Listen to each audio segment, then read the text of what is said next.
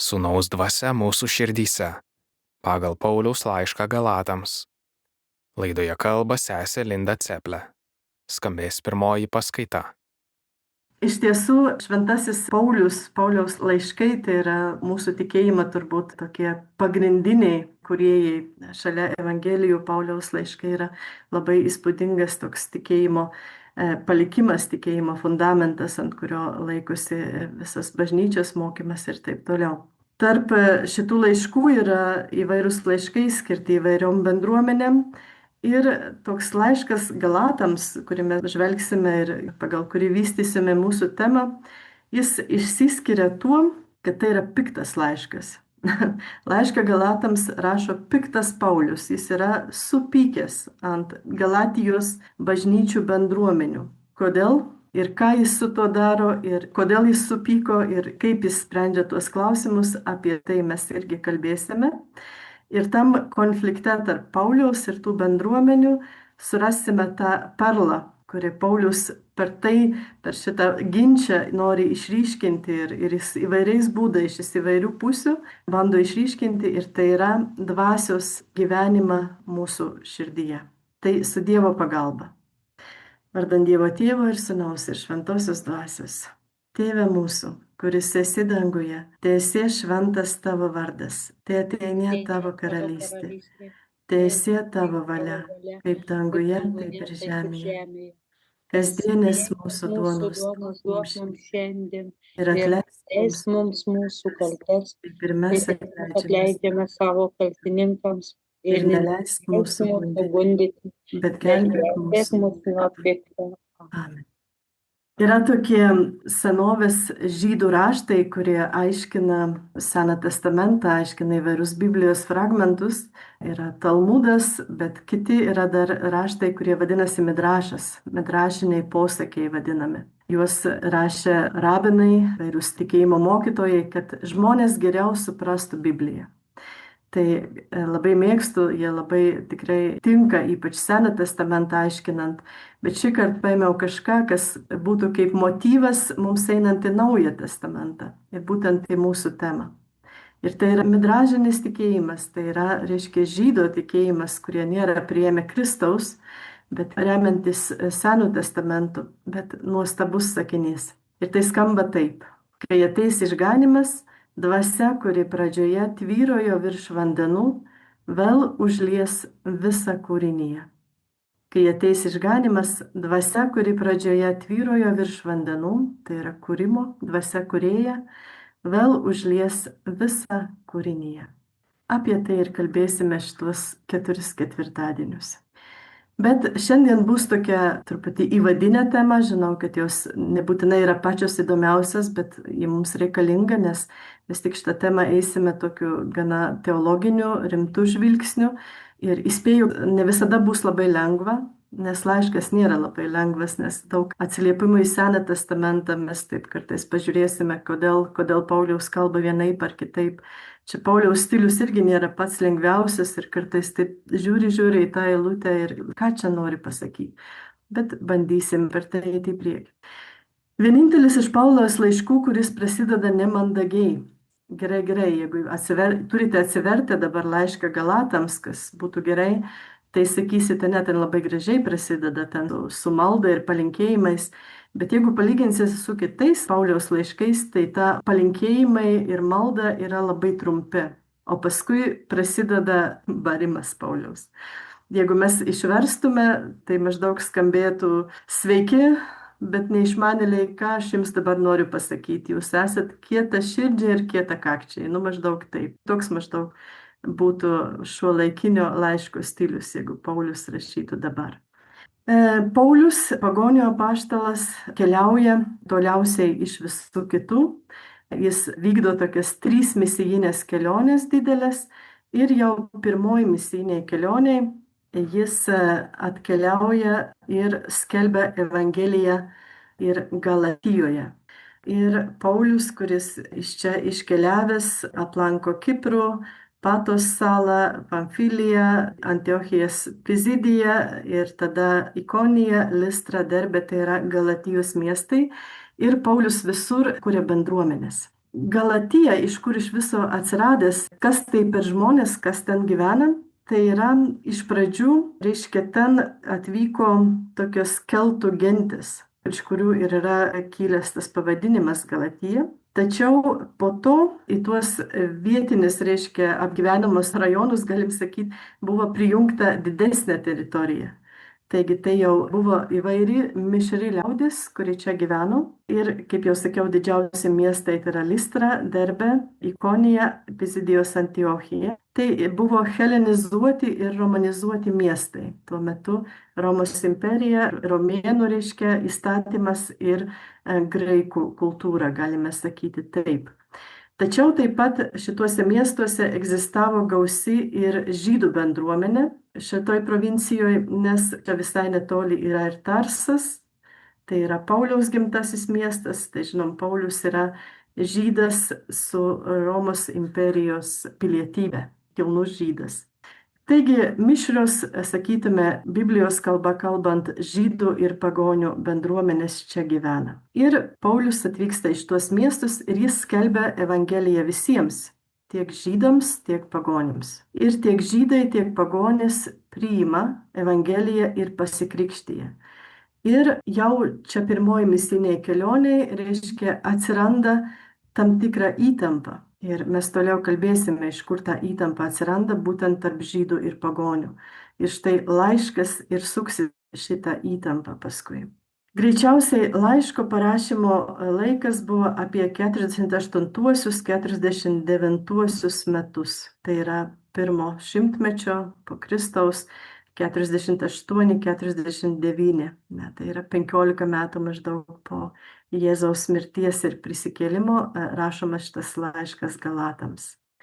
Po pirmos misijinės kelionės Paulius susidūrė su dideliu tokiu pasipriešinimu iš būtent žydų bendruomenės. Žydai visada, reiškia, laikėsi labai atskirai nuo pagonių. Jie labai didžiavosi tuo, kad yra tokia, grina išsaugojusi tikėjimą vienam dievui tauta.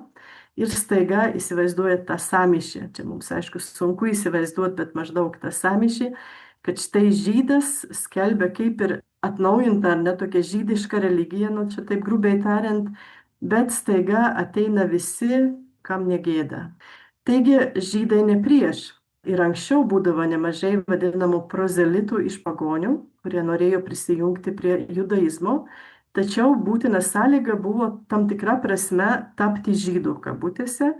Ir tas tapimas žydų buvo per tai, kad buvo vykdomas apipjaustymas. Taigi ta išorinė žymė, kuri žmogų, sakytume, įjungdavo į Abraomo sandoros ryšį su Dievu. Taigi tam tikra prasme pagonis turėjo tapti, tokiais žydais. Ir tada jie galėjo būtent priimti jau ir visą religiją ir priimti į šventąją tautą, į Izraelį įjungti per šitą išorinį ženklą apipjaustymą ir, aišku, kitus tuos įstatymo reikalavimus, kuriuos turėjo vykdyti pagal Torą, pagal žydišką įstatymą. Ir dabar, reiškia, Paulius viso to nereikalauja. Paulius tiesiog krikštu įjungia pagonis jau į ką, kas tai naujas darinys, į ką jie įjungiami, ar jie dabar tampa irgi šventąją tautą, labai daug neaiškumų.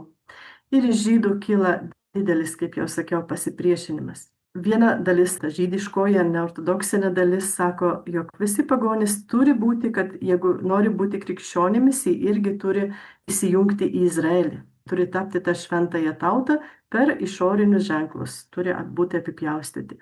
Paulius sako, viso to nereikia. Ir štai konfliktas.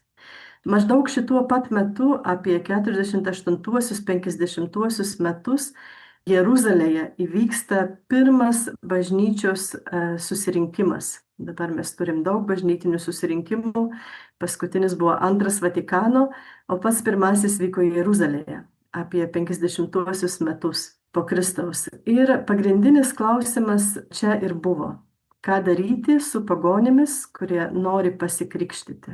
Kaip su jais, ar jie turi laikytis žydų įstatymo, ar jie turi tapti sužydinti, galim sakyti, ne tokiu būdu, ar į judaizmą įjungti.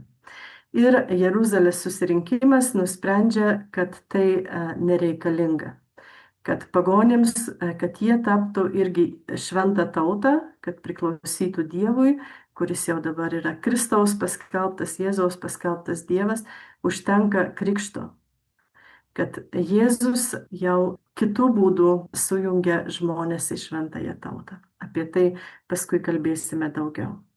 Taigi, išmintis, krikščioniškoji išmintis, kuri ieškoma ir randama per šituos pirmuosius, net ne dešimtmečius, bet pirmuosius metus, galim sakyti, kai bažnyčia dar tik pradeda plisti pasaulyje, yra ta, jog Senojo testamento, galim sakyti, statymas yra kaip vedlys, kuris atveda nuotaką prie jaunikio.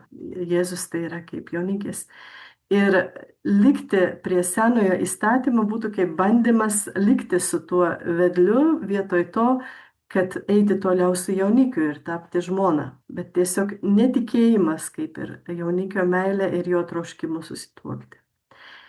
Pats laiškas, Pauliaus laiškas liudija apie tokią labai įtemptą situaciją. Ten pirmieji skyriai yra grinai Pauliaus toks barimasis ir pasiteisinimas. Nes jis turi aiškinti galatams, kurie, kaip jis sako, yra suvedžioti netikrų mokymų, reiškia kitų krikščionybės skelbėjų, kurie buvo būtent to judaistinio įstatymo pusėje. Ir jie kaltino Paulių, jog jis nėra tikras apaštalas. Laiškas ir prasideda tuo, kad Paulius turi aiškintis, kad jis irgi yra tikras apaštalas, paties Jėzaus pašauktas kaip ir visi kiti apaštalai, tik tai kitų metų vėliau mes žinome turbūt visi Pauliaus istoriją. Kitas dalykas, ką šitie netikros, sakykime, Evangelijos skelbėjai mokė, tai yra atseit, kad Evangelija yra tik tai kažkoks priedas prie Toros, prie žydų įstatymą. Ir jinai nėra tas pilnas naujas mokymas, nes kai kurios žydų tradicijos, reiškia, aiškiai yra atmetamas. Taigi Paulius ir apie tai barasi ir aiškinasi. Ir paskui, kad toks trečias iššūkis, apie ką Paulius kalba, tai yra apie patį tą skilimą. Nes įsivaizduojat, kas vyksta, turbūt gana yra lengva įsivaizduoti, kai būna tokios situacijos, kai labai ryškiai pasidaro dvi stovyklos. Ne, pavyzdžiui, parapijoje kokioje. Kai mūsų seserys dirbo Kryme ir ten užėjo tada rusų kariuomenė ir okupavo Krymo, tai parapijoje žmonės suskilo, nes pusė buvo už tai, kad tai yra ukrainiečių teritorija, už Ukrainą, kita pusė parapijoje yra už rusus. Ir kaip tai parapijai toliau egzistuoti? Nekalbėti apie aštrus klausimus, ar kaip daryti. Tai yra didžiuliai iššūkiai.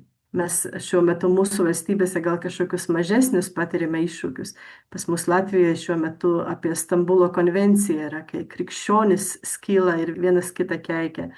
Nes vieni sako, jūs prorusiški, nes jūs norite konvencijos, kiti sako, jūs netikri krikščionis, nes jūs norite konvencijos, kuri nėra krikščioniška. Taigi, turbūt ir Lietuvoje turit savo dalykų.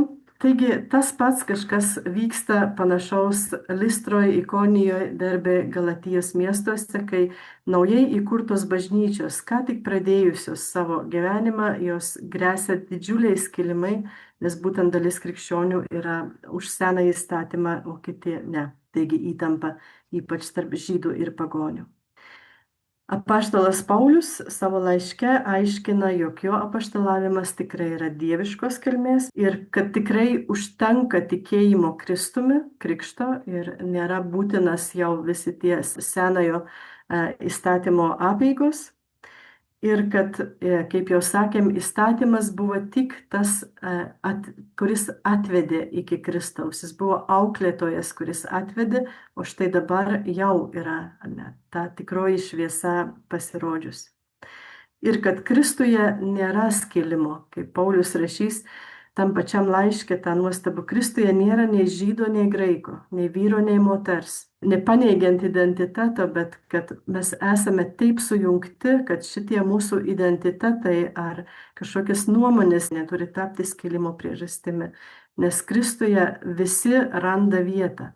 Kristuje visiems užtenka vietos. Tik tai neturi būti tų klaidingų mokymų, kurie veda į skilimą. Taigi galim sakyti, tas Pauliaus laiškas galatiečiams yra toks kaip teologinis manifestas prieš tai, kad išganimas priklauso nuo Seno testamento apeigų vykdymo. Ir tas pagrindinis principas, kurį Paulius sako, žmogus išteisinamas tikėjimu į Jėzų Kristų, o ne įstatymo darbais. Čia ne Liuteris pasakė, čia Paulius pasakė. Tai Liuteris, reiškia, tuo remdamasis irgi savo reformą bažnyčiai vykdė, tai mes neprisiliesim prie to, kaip dabar yra sprendžiamas šitas ginčas, ar ne, nes irgi protestantiškoje teologijoje ne tik tikėjimo ir katalikai sako, ne, darbų irgi reikia. Ne. Tai kai mes čia kalbam apie įstatymo darbus, čia liksim to laiško Galatams kontekste. Ir tai yra būtent apie Seno testamento, kaip sakėm, tą išorinės kultinės apeigas ir apipjaustymą kaip regimą ženklą priklausimo Izraeliui. Taigi, aišku, kad ta įtampa vystosi šitam kontekste, kuris yra išėjimas, krikščionybės išėjimas, galim sakyti, iš judaizmo, kaip kur kūdikius vinioja, drabužėlių, sakysim taip, ar ne. Išėjimas ir ėjimas toliau, išnešiota, išauklėta, išsaugota, dabar visa žinia apie tikrąjį Dievą jau žengia savo brandų žingsnį į pagonių pasaulį, kur jau negresia tas sunaikinimas, kaip tai gresia izraeliečių religijai, jeigu jie susimaišytų su pagonims, ir ta baimė vis dar yra likus. Tačiau dėka Kristaus bažnyčia turi jau visiškai naujų galių, naujų įgaliojimų iš Dievo, naują kvietimą jau eiti ir plisti į visą pasaulį. Ir mes irgi esame šito pasirinkimo vaisiai, kad ano meto žmonės apaštalai taip suprato ir tą pasirinko ir taip vykdė Kristaus siuntimą. Aišku, mums gali kilti klausimas, o kuo mums dabar dar aktualu visi šitie dalykai. Kaip jau sakėm, čia gerai dabar paliksim tą ginčą tarp protestantų ir katalikų, bet kuo dar mums aktualu, kodėl mums čia dabar reikia apie tuos pagonius ir judėjus klausyti. Bet iš tiesų tas laiškas, kaip matysit, bus labai aktualus ir mūsų šiandieniniai situacijai. Nes, pavyzdžiui, tas pats klausimas, o kas yra Evangelija? Kaip sakėme, reiškia, tie prieštarautojai Pauliui sakė, tai Evangelija yra tik tai priedas, paaiškinantis kažką, truputį naujovę. Neretai ir šiuolaikiniam žmogui Evangelija yra kažkoks gražus priedas prie, sakytume, realaus gyvenimo. Kažkur ten maišiusi dar per vidurį kažkoks tai tikėjimas. Kitas klausimas, kas yra išganimas? Ką iš viso šiuolaikiniam žmogui reiškia žodis išganimas? Jeigu mes žinome, kas yra išganimas, tai mes dabar turime nualpti.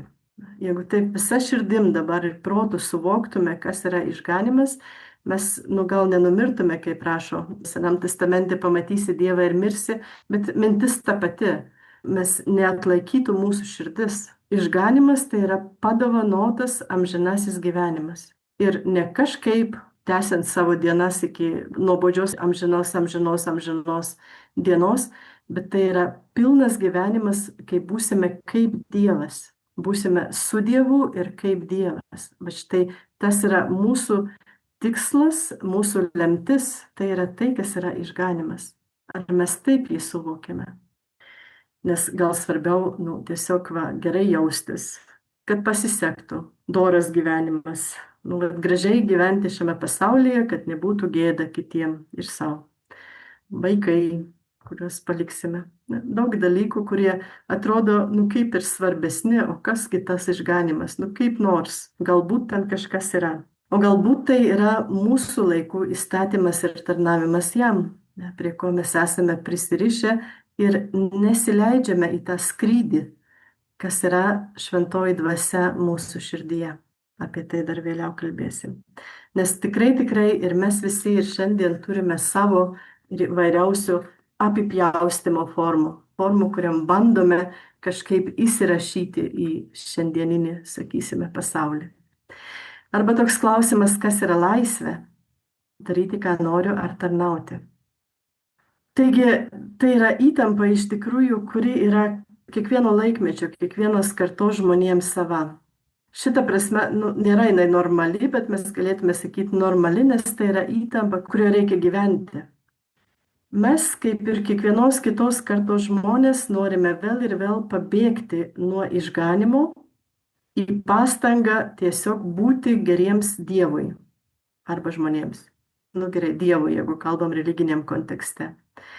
Taigi, norime pabėgti nuo veltui duodamo išganimo, malonės, kurie netalpina žmogaus širdis, į tokį karštligišką pastangą kaip nors įsiteikti Dievui.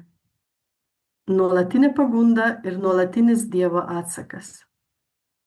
Šitą pagundą šiandien turbūt labiausiai galime įvardinti kaip siekimas save išganyti.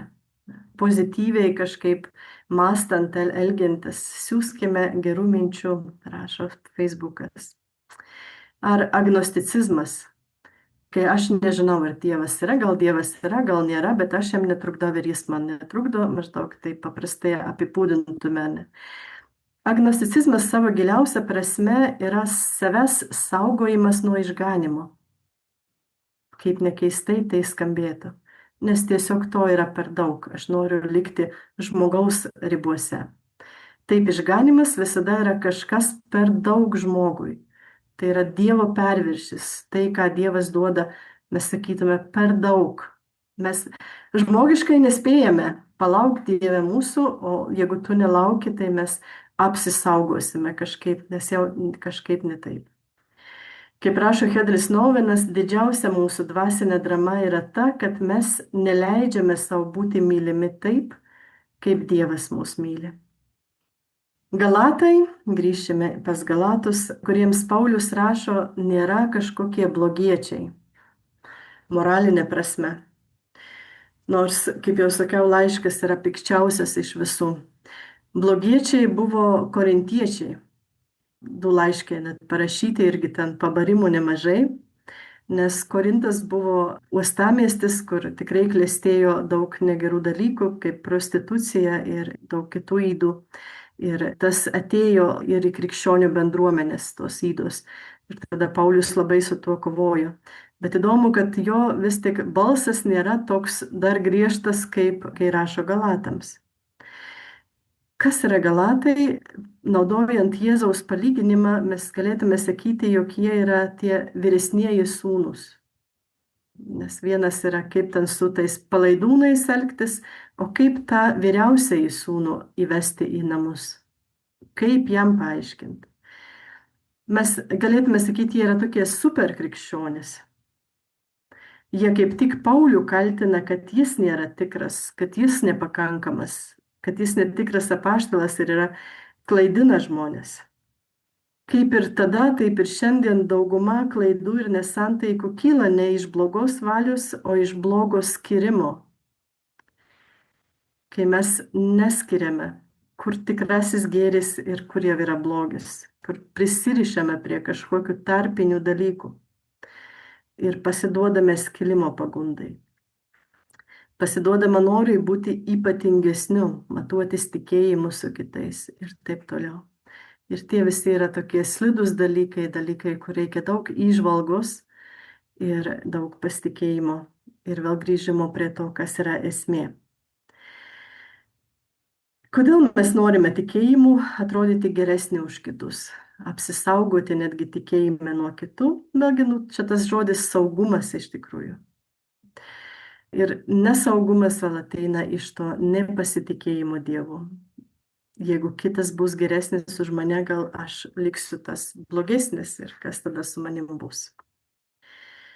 Tai čia mes galėtume dar daug šnekėti tais klausimais, bet jau einame tikrai į laišką. Mes tikrai neskaitysim, neanalizuosim viso laiško, tam reiktų daug daugiau laiko. Tik tai kelis tokius fragmentus. Ir pirmas iš jų bus pati pradžia. Jinai dar neatskleidžia mūsų temos, tačiau turbūt yra gražu vis tik perskaityti tą Pauliaus pasveikinimą.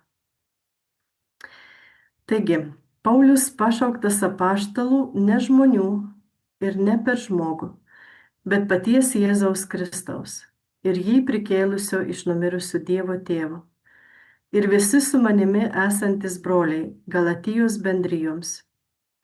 Malonė ir ramybė jums nuo Dievo mūsų tėvo ir viešpaties Jėzaus Kristaus, kuris atidavė save už mūsų nuodėmes, kad nuo dabartinio blogo amžiaus išgelbėtų mus pagal mūsų Dievo ir Tėvo valią. Jam šlovė per amžių amžius. Amen. Taigi, gražus pasveikinimas, tačiau matome jau pačioj pradžioj, Paulius iš tikrųjų jau išspjauna jau tą pagrindinį tokį, prieš pagrindinį priekaištą, jis atlaiko. Paulius taip save pavadina pašauktas apaštalu ne žmonių ir ne per žmogų, bet paties Jėzaus Kristaus ir Dievo tėvo. Ne daugiau, ne mažiau. Tai čia matome jau tas Pauliaus atsilaikymas prieš tai, kad buvo sakoma, Galatijos bendruomenėse, jog Paulius nėra tikras apaštalas, kad jo neklausykime. Taigi jis įvardina, kad jis yra super apaštalas, tai prieš super krikščionis eina super apaštalas, nes jis ne čia jūs mane dabar pavadinsite apaštalu, bet pats Jėzus Kristus mane pašaukė, dar daugiau pats Dievas tėvas, čia pauliškai, taip tipiškai. Taigi paulietiškas nuolankumas nėra kažkoks apsimestinis. Jeigu jis nori paaiškinti, kad jis yra blogiausias iš visų, jeigu tai tinka kontekste, jis tą paaiškina. Bet čia jis mato praktiškai, kad reikia apsiginti. Čia yra tokia tam tikra krikščioniška išmintis, kad jeigu tai liečia tik tave, tu gali nukentėti, gal net nusižeminti, širdyje kažkaip paaukoti Dievui tą pažeminimą, kažkokį ten nesusipratimą. Tačiau jeigu tai liečia ypač tokį, kad gali būti papiktinimas kažkoks dėl Evangelijos ar dėl bažnyčios, tai reikia apsiginti ir tą mes čia matome Pauliaus elgesyje. Taigi jis prisistato, kad yra, kaip sakiau, super apaštalas, jis pripažįsta tai kaip dovana, kuri atėjusi iš paties Jėzaus. Ir čia vėl aš noriu truputį sustoti, nes šitoj vietoje yra labai toks gražus momentas išryškėja, kas kažką pasako apie paties Pauliaus asmenį ir kas mums gali irgi būti toks įkvėpimu.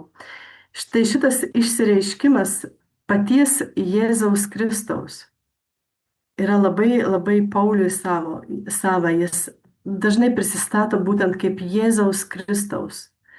Jėzaus Kristaus tarnas, Jėzaus Kristaus vergas, dėl Jėzaus Kristaus kentėjęs, dėl Jėzaus Kristaus gyvenęs pertekliuje ir taip toliau.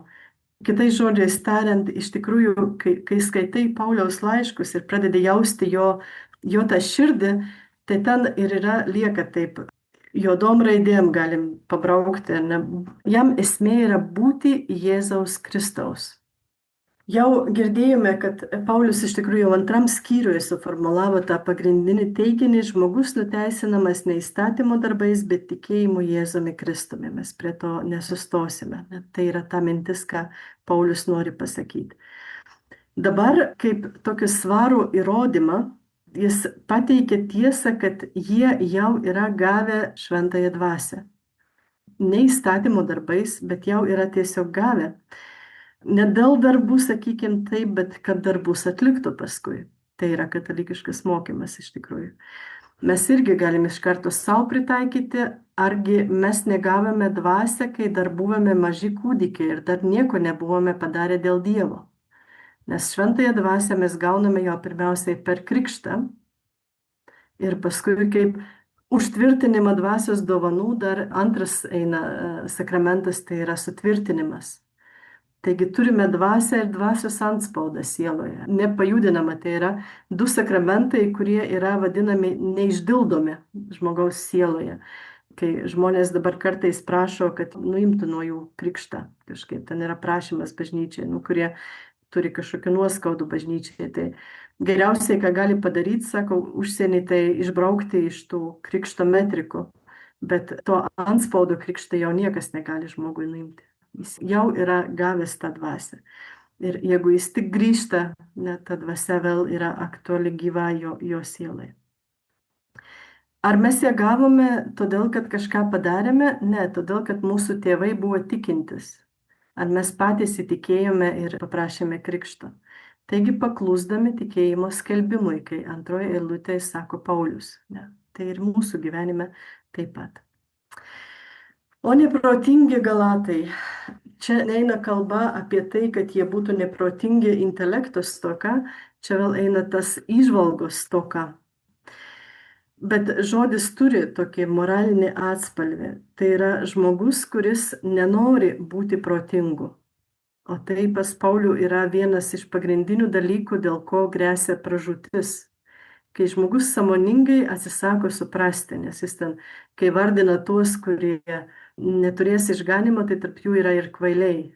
Tai yra būtent ta moralinė prasme, kai renkasi, aš prisirišu prie dalykų, kurie mane veda į kvailystę arba savaime yra nesąmonė kažkokie.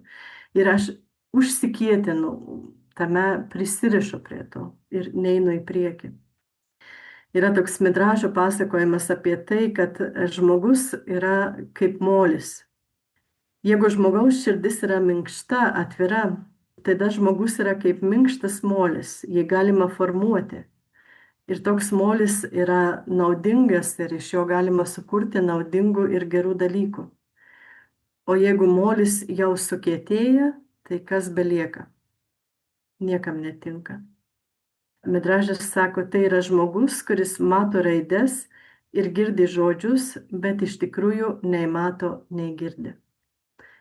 Pažįstam turbūt situaciją. Savo gyvenime tą sunkiau atpažinti, nes mums visada, jeigu ir darom kvailystės, tai paprastai atrodo, kad labai protingi, bet kartais verta įsiklausyti, ką kiti sako.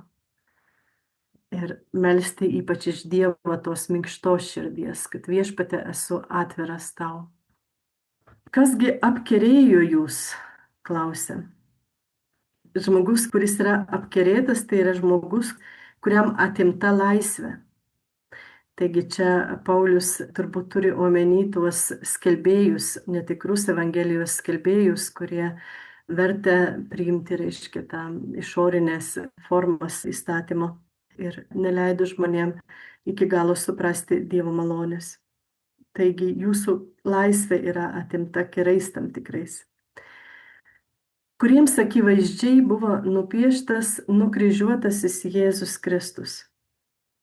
Šiek tiek perfrazuojant teologą Karlą Ranerį, galim sakyti, nukryžiuotasis Jėzus yra Dievo meilės dialogas su žmogumi jo nuodėmėje.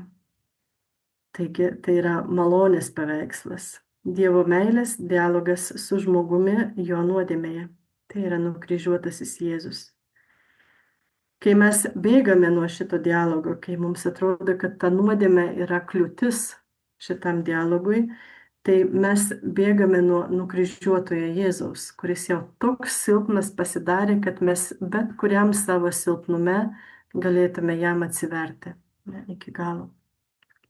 O štai mes slepiame savo silpnumą, mes žvelgiame į nukryžiuotąjį, o patys norime būti stipruoliai. Dedame visas pastangas, kad eitume didelių ratų aplinkui, bet kad tik neprisiartintume prie šito nukryžiavimo slėpinio. Trečia eilutė. Paulius klausia tokį labai retorinį klausimą, čia yra daug sarkazmo tam klausime. Nejaugi jūs tokie neprotingi, kad pradėję dvasia dabar užbaigsite kūnų. Čia labai tokie graikų kalboje aiškus žodžiai, nes tiek dvasia, tiek kūnas graikiškai turi keletą žodžių įvardinti. Tai Paulius čia ima didžiausias priešingybės. Tai dvasia jis vadina pneuma, tai yra būtent dieviškasis pradas, Dievo dvasia mes sakytume. O kūnui naudoja žodis sarks, tai yra pats paprasčiausias žodis, tai yra tiesiog, sakytume, mėsa, mėsos tokius. Tai pradėję pneumą, jūs norite užbaigti sarks. Taigi, pradėję nuo dieviškų dalykų, nuo Dievo darbų, jūs norite sugrįžti ir toliau tęsti žmogiškam lygmenį ir dar tokiam žemiausiam žmogiškam lygmenį. Gavę dievišką gyvenimą, jūs tikite, kad toliau dabar tas dieviškas gyvenimas tegu pabūna kur nors padėtas į stalčių, o aš toliau kaip nors. su savo sarg, su savo mėsom į priekį judėsiu. Tęsiant tik žmogiškai, tik horizontalį. Tai čia Pauliaus toks jau humoras, jau toks kietas, ne? Ką galime pagauti būtent per graikų kalbą. 4 eilutė. Argi tiek daug esate iškentėję veltui, o iš tiesų būtų veltui. Naudojamas tas žodis kentėti kaip pato. Tai yra taip pat ir patirti, kaip ir lietuvių kalboje tas žodis patirti, tai gali reikšti ir tam tikrą kentėjimą, bet tai gali būti ir patirtis, bet kokia patirtis. Tai nežinome, ką tiksliai Paulius čia turi omeny, bet gali būti, kad jau tos bažnyčios yra patyrusios persekiojimus. Ir ar tai būtų veltui, jūs tiek daug jau iškentėjote dėl Jėzaus, o dabar norite atsisakyti jo malonės, kitais žodžiais tariant. Ir 5 eilutė, ar tas, kuris jums teikia dvasią ir pas jūs daro stebuklus, tai daro dėl jūsų darbų ar dėl jūsų tikėjimo, sutrumpinant. Taigi tas, kuris jums teikia dvasią, ne, tai yra tėvas, kuris teikia dvasią, tai naudojamas žodis, kuris būtų verčiamas kaip teikidėja, turbūt lietuviškai, ne, nuolat teikia dvasią. Dvasia nėra duota vieną kartą, kad ją įdėtume į stalčių. Šiandien jau aš be dvasios, nes vakar gavau komuniją, vakar buvo išpažinties, vakar mane pakrikštijo, o šiandien jau aš tiesiog normalus žmogus realiam gyvenime. Čia aš irgi jau juokauju. Ne, dvasia jau jinai kartą duota, jinai yra nuolat duodama, jinai tiesiog buvoja jau mumise. Ir tai yra dėl tikėjimo, nes mes ją ir gavome tik dėka tikėjimo. Tai yra dovana, kuri duodama veltui. Tai štai šitoj vietoje šiandien jau noriu sustoti. Turbūt jau jūsų galvos rūksta šiek tiek, tikiuosi ir širdis truputį sušilom. Ir dėkoju už jūsų ištvermę ir tegu šventoji dvasia mus lydi. Sūnaus dvasia mūsų širdyse. Pagal Pauliaus laišką Galatams. Laidoje kalbėjo sesė Linda Ceplė. Skambėjo pirmoji paskaita.